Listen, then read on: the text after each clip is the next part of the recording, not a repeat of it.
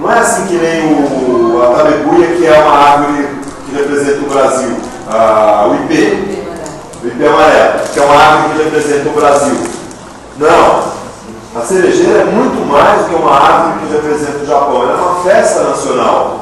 Ela representa um estado de ânimo, uma cultura, uma passagem do tempo, uns ciclos do tempo. Talvez represente até a vida e a morte. Eu não sei onde vai, porque ela vai, renasce, brota e vem com aquelas floradas imensas cobrindo aquelas paisagens, demarcando aquelas paisagens. Então, a cerejeira em flor na minha terra natal é a própria terra natal, num certo sentido. Né? O que ele faz? Eu sei também que ele é um japonês que veio para o Brasil. Ele, portanto, uma pessoa que enfrentou uma experiência de despaisagizamento. Não é? Podemos usar essa palavra, porque não? Só no francês ela existe. Né? Só que ela é muito dada para o interesse, mas na verdade ele tem uma desconstrução, que é necessariamente uma construção. Aquela ideia de que você tenha. Eu vejo muito o pessoal falando, como é que fala quando o cara sai, por exemplo? Fala assim, muito o cara veio do Nordeste para São Paulo e desenraizamento, né? Ou outras palavras semelhantes. Não é possível uma palavra de desenraizamento que não seja também uma construção de novos enraizamentos. Não é só desenraizamento, não é só desqualificação, não é só perda. Né? No caso dele aqui, o que a gente vê é um esforço interessantíssimo de construção, tanto da sua perda quanto da sua nova inserção. Ele está reconstruindo o seu lugar. Ele está vendo que na paineira ele reconhece a terra natal dele. É claro que isso é minha interpretação. Ele pode falar, não é nada disso, não entendeu nada, não é isso que eu queria dizer. Mas como sou eu que está dando aula e não é ele, eu estou falando isso para vocês. Eu acho que assim, tem bastante lógica isso, esse negócio da uma nova cultura, tudo, mas assim, por exemplo, aqui em São Paulo teve a festa há pouco tempo atrás, a festa das cerejeiras lá no Parque do Carmo. Né? Aqui tem da Pêssego, que é justamente a festa do pêssego, tudo isso. Então, não é uma tentativa assim, de trazer a cultura, tipo, japonesa para... Intervenção, Diego. E, veja bem, a própria ideia aqui, vamos ver isso. Não há paineira no Japão.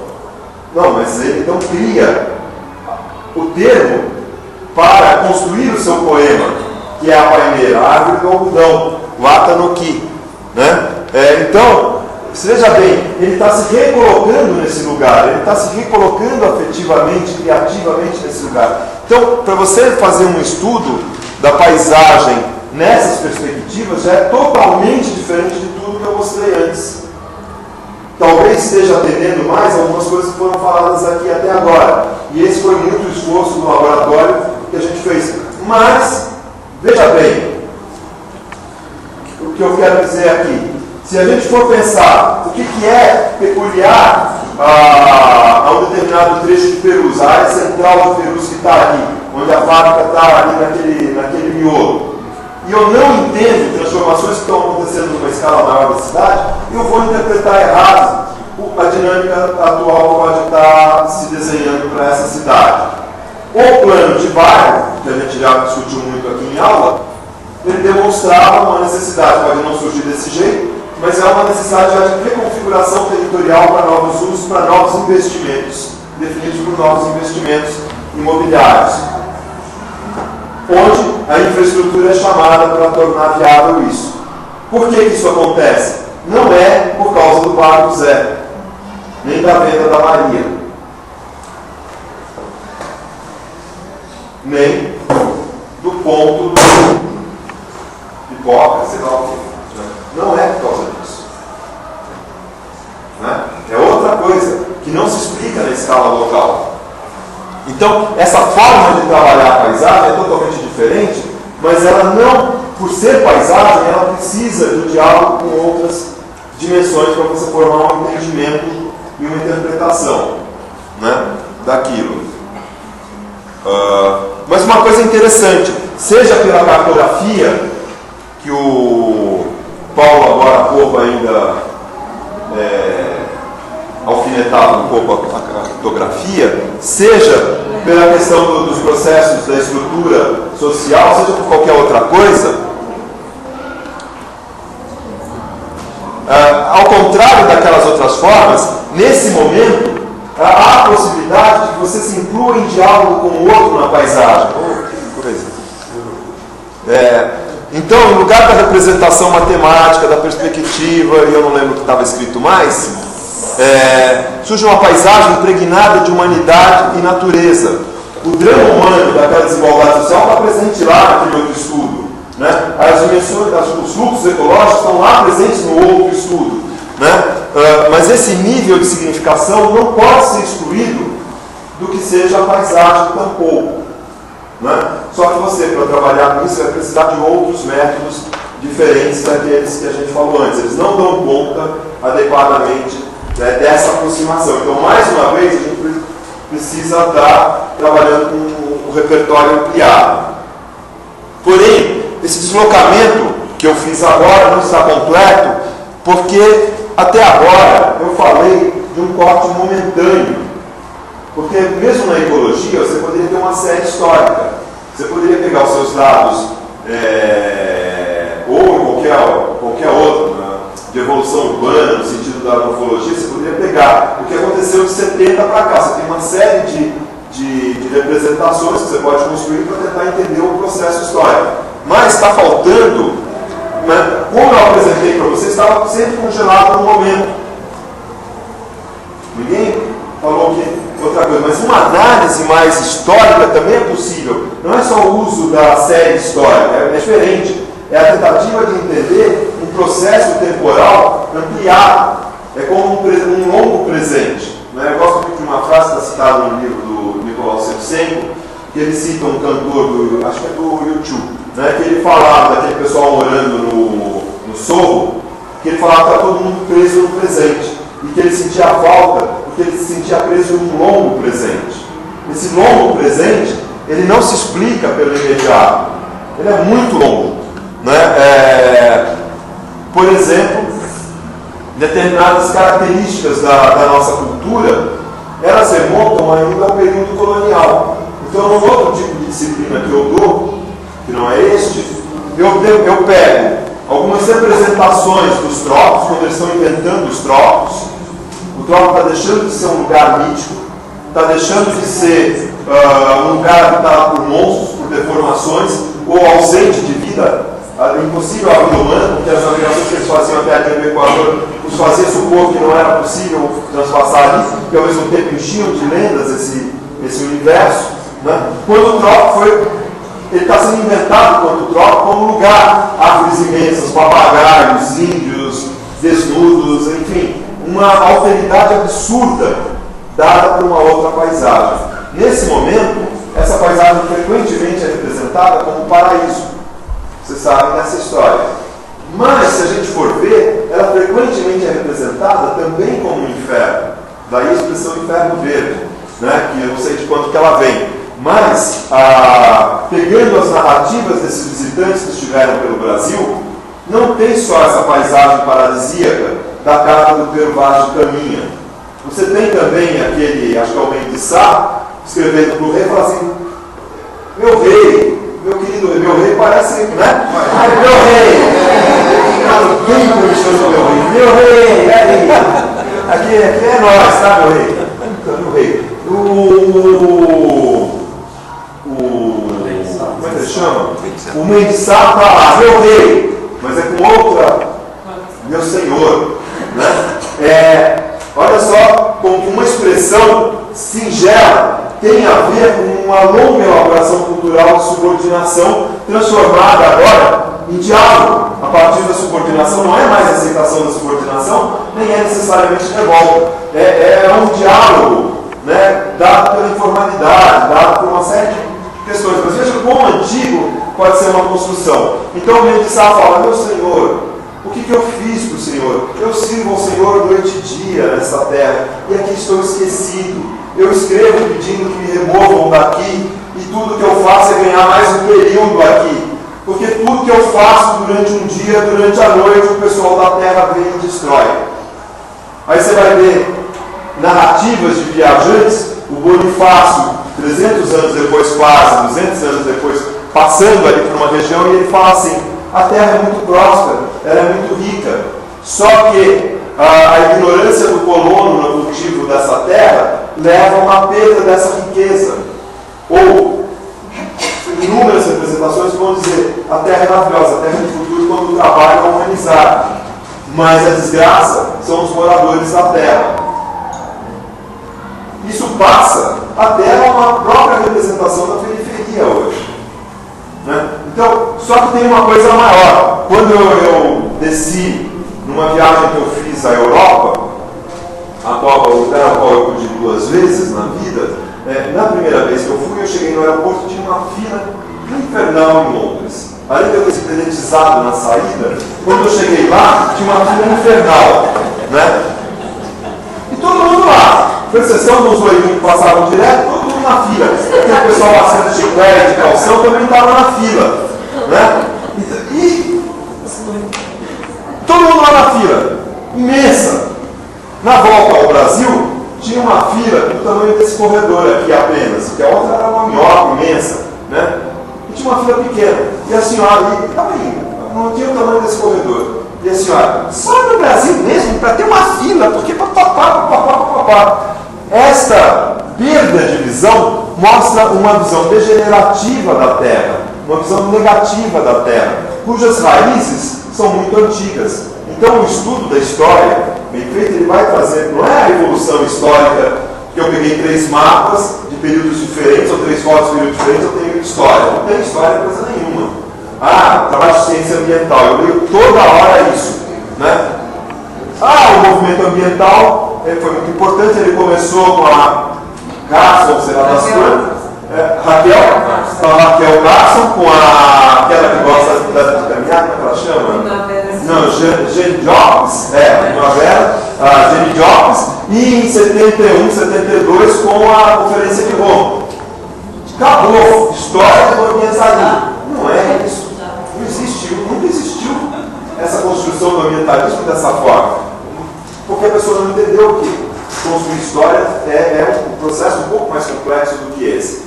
Mas a abordagem do tempo, a existência é sempre uma existência, que eu estou dizendo aqui, olha. A existência nunca é uma coisa momentânea. A sua própria existência, ela se dá no longo presente, né? E num presente que traz heranças de passado. A formação desse pessoal de Perus, de luta em Perus, que agora a gente está trabalhando junto, ela decorre de uma luta que houve no passado aqui, dos queixadas, e de uma luta que depois vai dar nas eclesiais, nas comunidades eclesiais que a gente já viu aqui. Isso remonta a histórias que quem sabe de São Francisco de Assis não ajudou a inspirar esse imaginário. A construção do imaginário que gera essas coisas, ela é muito longa, ela é muito complexa. O Gandhi não é o cara que fez o que fez, e não teria feito sem Francisco de Assis e sem o Jesus no começo da dobradura da coisa. Não, essas inspirações estão postas ali. As pessoas vão recortando o que querem para construir essas representações. Então, ele não teria feito sem o Thoreau, tão pouco. Não é? Então, ele preferiu ser preso do que pagar impostos, porque os impostos estavam financiando a guerra, o movimento expansionista dos Estados Unidos com o México. Mas ele ficou lá só um dia, porque a tia dele pagou a fiança e ele saiu, né? Mas enfim, ele tomou a atitude. Eu segurei a minha onda aqui, né? O Thoreau tinha uma coerência de pensamento e prática interessante. Ele criou um pensamento que vai dar um grande depois, não é? Mas não tem nada. Essas inspirações são muito mais complexas do que isso. O historiador não vai se contentar com essa explicação. Ele vai pegar isso numa longa duração e numa contextualização histórica pelo entendimento de cada época. Seja lá como for, a existência é sempre uma existência no tempo. Não só ela é tempo, como uma existência no tempo, e num tempo que nos transcende, que é transgeracional, como o Perus deixa mais do que claro. Então seria a paisagem com história, como eu já falei, muita coisa popular isso daqui. Considerações finais. Mas a gente poderia continuar desdobrando. Eu falei na perspectiva antropológica, eu só mencionei rapidamente a questão. Mas veja bem,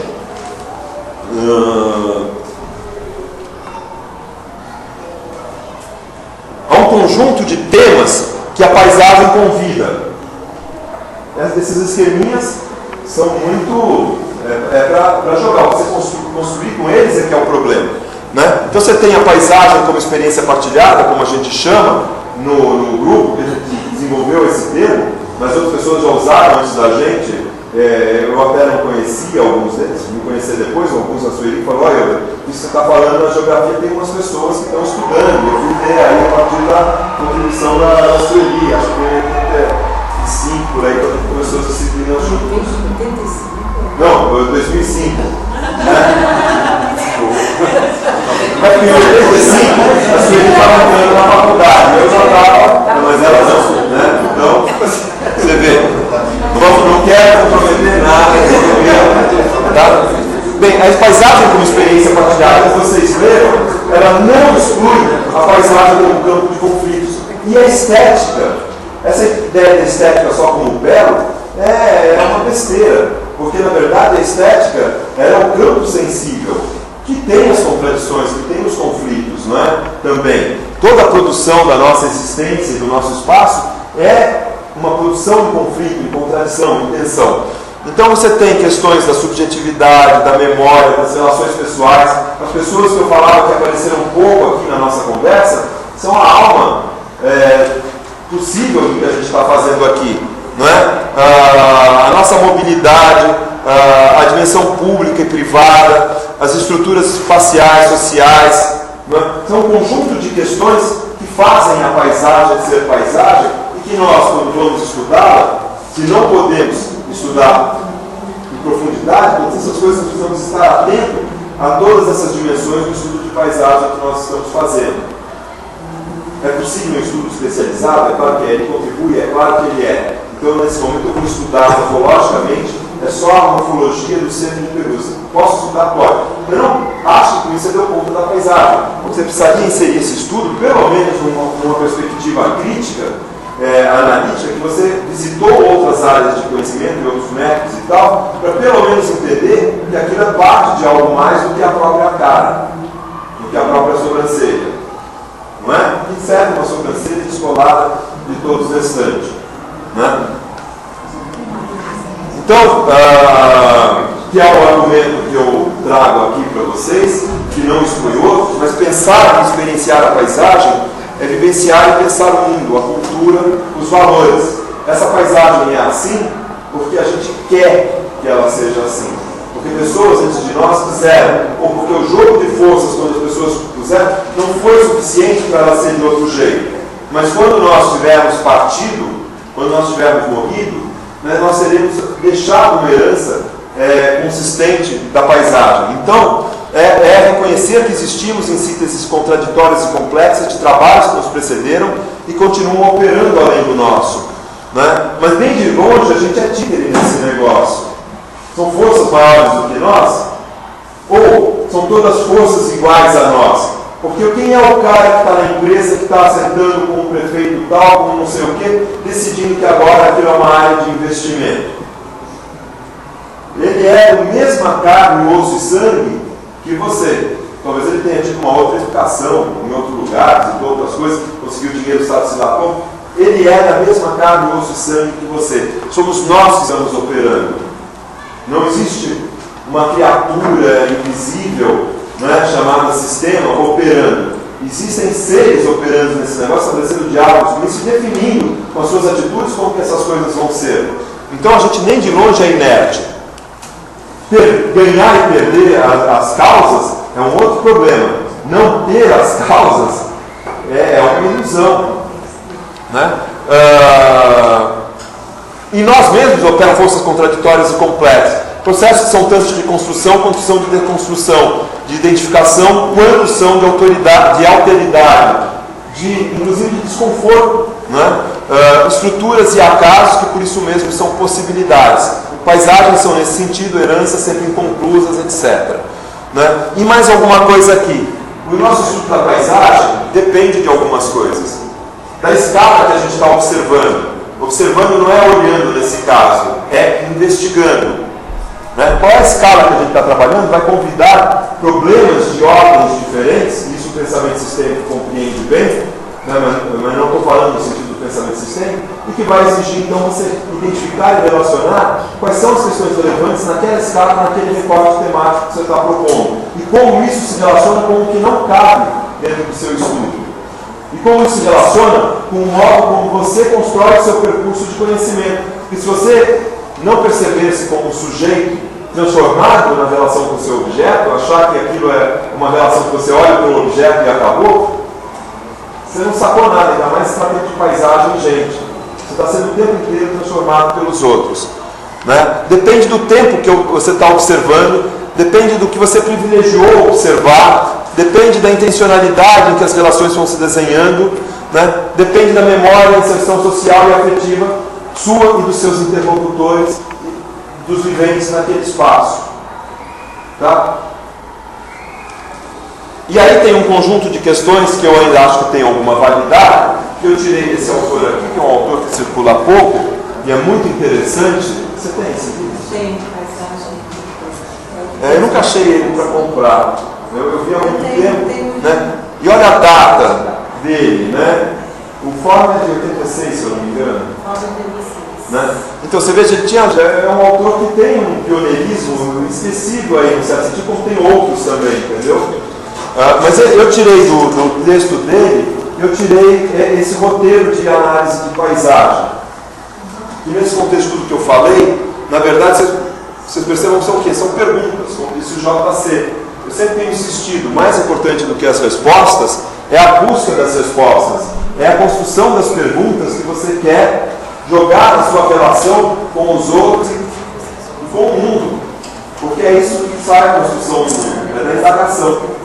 Ele não está pronto, ele está em processo de descoberta, você está em processo. Por isso que a vida é tão interessante, né? Porque se ela deixar de ser um processo de descoberta, você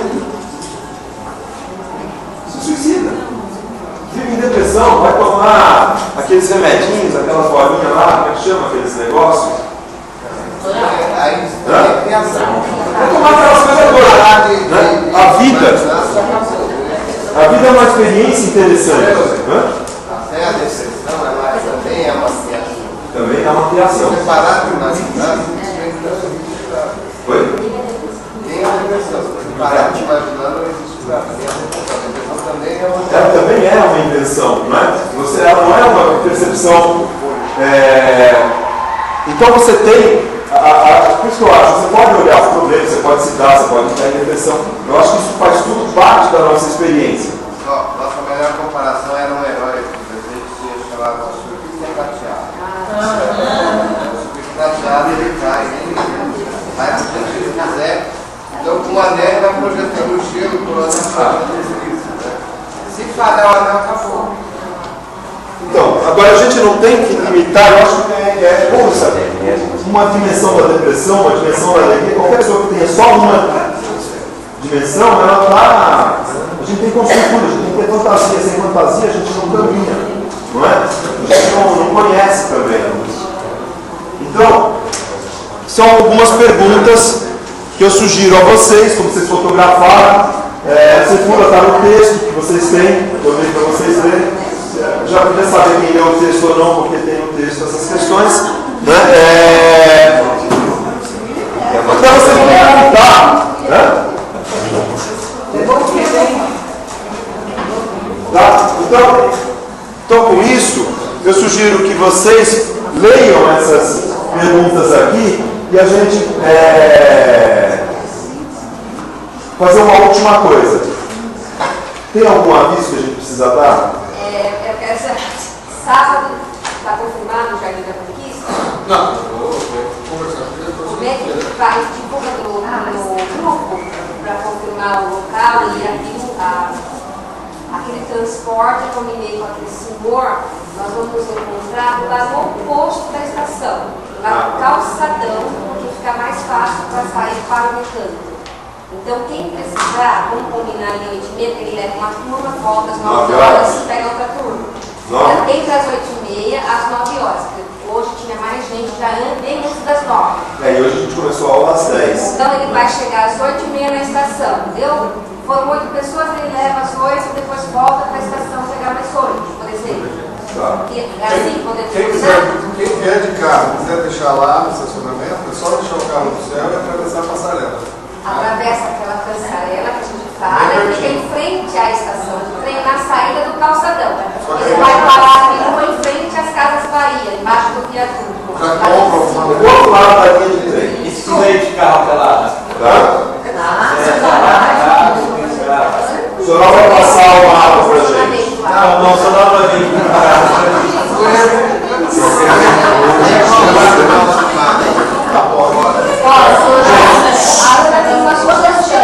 Também podia marcar no céu Perus, às 9 horas, no tempo do Copéter, vai correr. Porque dá para atravessar a passarela ali pela pista de skate, já está no recanto. Gente, olha. Gente, a gente vai fazer assim, ó. Presta atenção para não gerar confusão. Porque o fato de você ter uma escola nômade, né? Você pressupõe que você se organiza. Está sugerindo, eu começa só. Mesmo quem venha de trem ou quem venha de carro, que facilita para todo mundo. É fácil sair do céu e pegar o Julião ali, não tem tranquilo. Então, é assim. Se encontra no céu. Certo. Entre 8h30 e 9 horas. Entre 8h30 e 9 horas, as pessoas se encontram no céu. Quem quiser subir a pé vai subir, mas a gente tem que começar a aula no horário mais cedo um pouco do que a gente começou hoje. E ela ainda é maior do que a aula de hoje na semana que vem. Tá? Mais uma coisa. É necessário dizer que a USP vem passando por dificuldades crescentes. Essa semana, Gabriel, você quer falar? Não. Quer falar? Não faço. Não, gente, eu só queria citar um pouco dos acontecimentos da Pode usar essa experiência e visualizar a escola daqui e depois no vídeo você vai tocar. Dá para ver a escola daqui. Então a gente sai no corredor e olha daqui a pouquinho. Deixa o Gabriel. Bom, Fala do Gabriel. acho que houve dois fatos importantes que seria bom falar.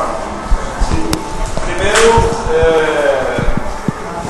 enfim, vocês sabem que tem havido um movimento de funcionários, docentes, estudantes da USP e da Unesp Unicamp, relacionados de uma geral defesa da universidade pública da universidade e tem como pauta mais importante agora o reajuste salarial que não foi dado pelo Conselho de Reitores. Além disso, a demissão de funcionários. Não pagamento. Confisco do salário. Exato. No início do mês de agosto, cerca de 1.500 funcionários da USP não receberam o salário porque a reitoria alegou que eles não devem receber esse salário, enfim, e aí tem vários problemas porque alguns receberam e outros não. Mas o fato é que a gente vem há 3 meses buscando promover um processo de diálogo com as reitorias e nesses 3 meses esse processo de diálogo vem sendo travado por intransigência dos 3 reitores e particularmente do reitor da USP, visto que o reitor da Unesp e da Unicamp já se dispuseram a não ter um processo de diálogo. Apesar de a gente estar há 3 meses solicitando a abertura do diálogo, o reitor, nessa semana, entrou na justiça pedindo, solicitando que a justiça determinasse a greve dos funcionários, inclusive fez isso nos docentes, mas solicitasse a greve dos funcionários ilegal. Isso caiu nas mãos da mesma juíza que julgou a greve do metrô. Enfim, é uma juíza que se esperava que fosse ter uma postura um pouco mais conservadora em relação a Pois é. E nessa audiência que aconteceu, a juíza basicamente questionou todas as coisas que a reitoria estava colocando. Questionou o corte de salário, que estava considerado ilegal, questionou o fato da USP ter levado tanto tempo para fazer esse pedido, já que ou a USP não estava considerando que a greve não tinha impacto, ou e se tinha, então por que levou tanto tempo? E questionando também o fato do reitor estar se recusando a promover esse diálogo e ela considerou que oferecer 0% de reajuste não é abrir negociação, que é o argumento que o reitor. Mas ela questionou também os funcionários na relação da questão dos trancaços. Ela também questionou aquela coisa do direito de vir e tal. Ela teve uma postura ponderada, né? E foi preciso que uma pessoa de fora dissesse isso para o reitor, né? Só que eu particularmente não... E o reitor só aparece virtualmente, né? Só aparece virtualmente, porque acabou a campanha, né? E porque a campanha ele foi em todos os lugares. Eu particularmente não concordo com os trancaços, com essas coisas todas, mas a partir da hora que 1.500 funcionários não recebem salário, eu fico pensando também o que lhes sobra. Sabe, acho que muda um pouco o quadro. E o que ele fez? Jogou a polícia em cima. Né? Ele poderia ter posto, forçado a abertura. Acho que tudo isso está... Como é que sai tirando, gente, nas pessoas? Eu estava de manhã, eu tinha um compromisso, então eu fui mais cedo. Foi extremamente desproporcional. Foram 3 horas de combate com a polícia. Não era assim uma bombinha lá, era 3 horas de bombas direto. O policial, ele atira em mim e eu tô aqui. Foi muito desproporcional. Eu sou policial. Porque assim, a gente viu massivamente essas manifestações da polícia em movimentos com muitas pessoas. Lá era muito desproporcional, mas vinha de dentro do canto da Academia de Polícia Militar.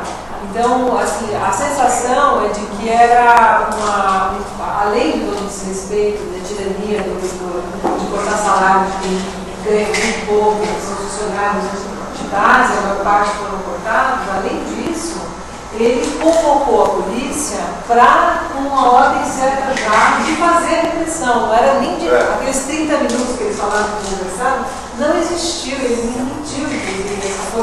Teve uma conversação com um acordo antes da polícia fazer a repressão. A situação está tão grave, o pessoal está fazendo uma manifestação pelo direito de greve. Né? Esqueceram na manifestação, ficou só a USP e tal, o metrô, sei lá o quê. Mas esqueceram também as questões da Copa, que também foram reprimidas de igual forma. A gente está vivendo um momento em que a liberdade de expressão está sendo negada de uma forma violenta, né? Sem razão, porque a maior parte das vezes não tem nada acontecendo que não uma manifestação. E aí a aproximação que está lembrando uma série de medidas que o reitor anunciou essa semana. Essas medidas elas vazaram na semana passada. Na quinta-feira a gente fez um ato em direção ao Palácio dos Bandeirantes e nesse dia vazaram algumas informações. A gente não sabe se esse vazamento foi intencional ou não foi, mas enfim. Quinta-feira agora nós tivemos aqui uma congregação da Privilégio e como representante da congregação nós recebemos os documentos da política desse reitor, acho que na qual também já deve ter chegado. Então todas as pró-reitorias agora já têm o seu plano. E assim, sinteticamente, o plano para a pró-reitoria de pesquisa é somente Centro de Excelência e Inovação. Ou seja, o que eles vão privilegiar nesse corte, nessa priorização, serão as pesquisas no campo da inovação, da engenharia genética, essas coisas que não dizem respeito a um campo mais abrangente.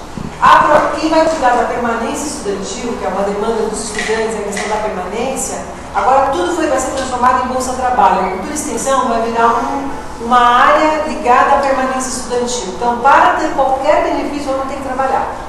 Ou ele trabalha numa secretaria, ou ele trabalha tudo com trabalho. Então está mudando um pouco o critério de acolhimento da questão das diferenças sociais, como eram as bolsas tutoria, as bolsas. Mesmo o cenário de pesquisa já era um pouco mais iniciação científica, mas havia muitos programas de apoio à permanência que o aluno recebia por ter uma função social, independente de ele estar num escritório, trabalhando como funcionário da USP. Agora tudo vai estar atrelado a um trabalho.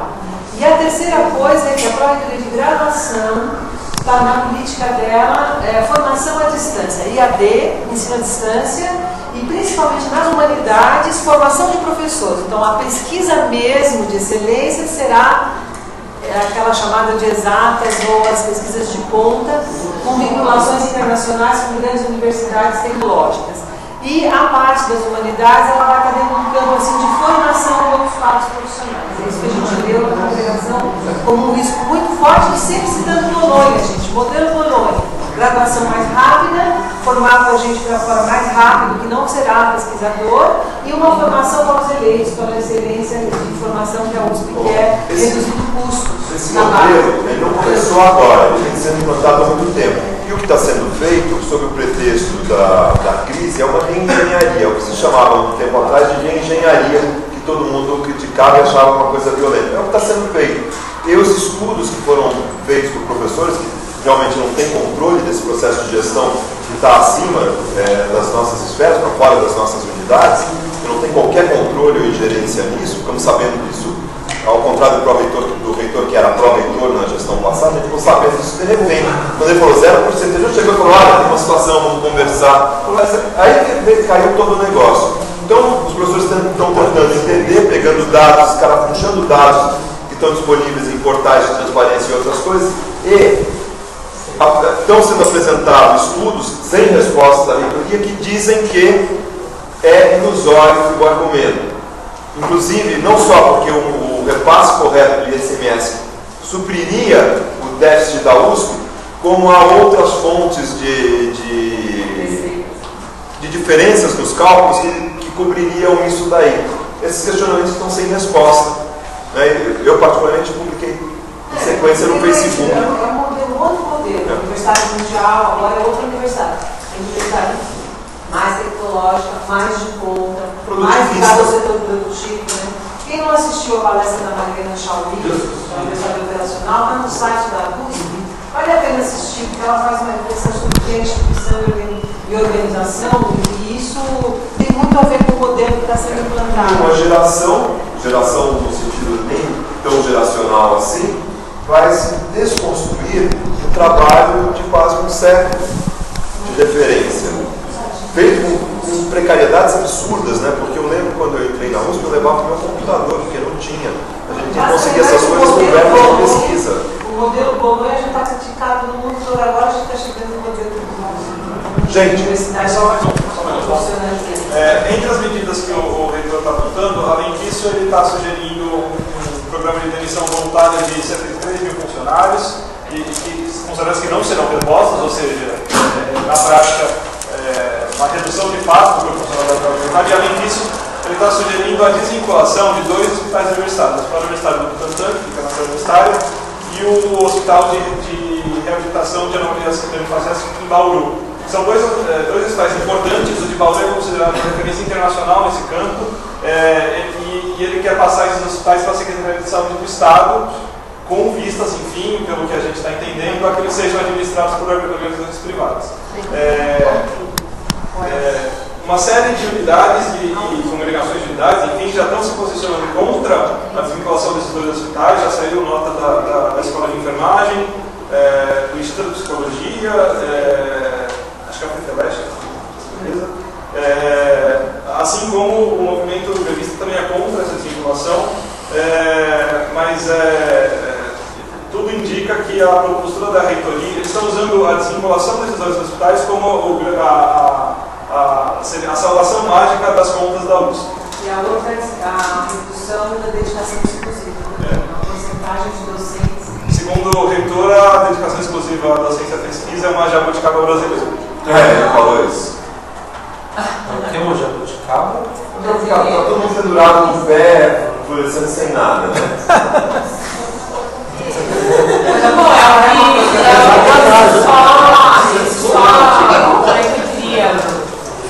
Só desenham o que já é o nosso ensino, como um todo, né?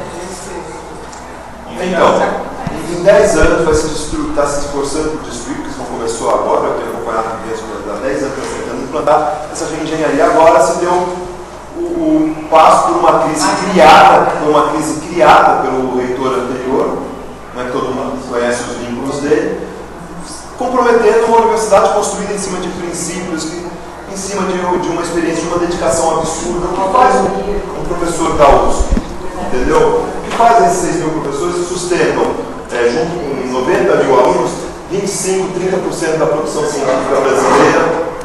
A USP caiu no ranking. Também esse estudo dos rankings, os professores levantaram os rankings.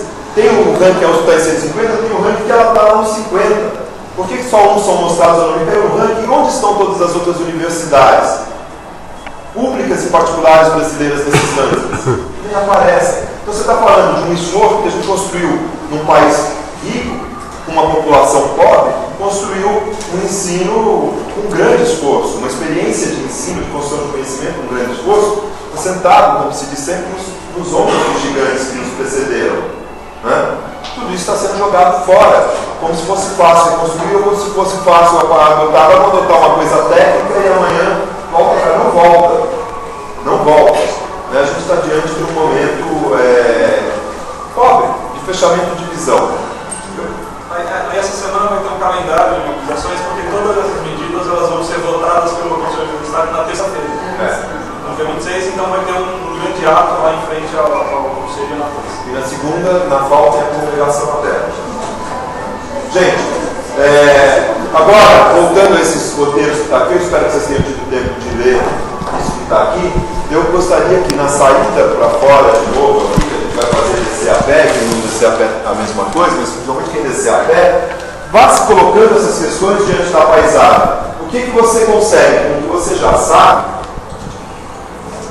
entender dessa paisagem, entender dos seus processos.